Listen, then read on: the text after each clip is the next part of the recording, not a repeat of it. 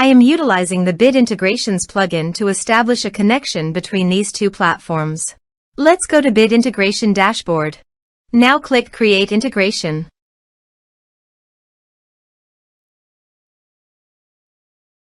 Now search and select Trigger, which is weForms.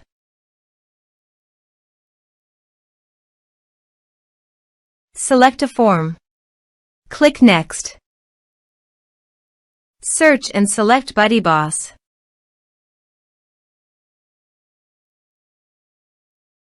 Connect. Next.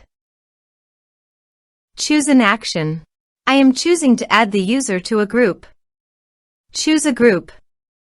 Member will be added to the groups when you log in as your user and fill in the form. Here are some advanced features in conditional logic. You can use it for your requirement. Next. Finish and save it. Now go to your form and type some information and submit the form.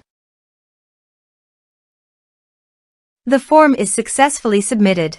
Go to your BuddyBoss dashboard and navigate to Groups. View. Under the group, you can see that the member has been added successfully to the group.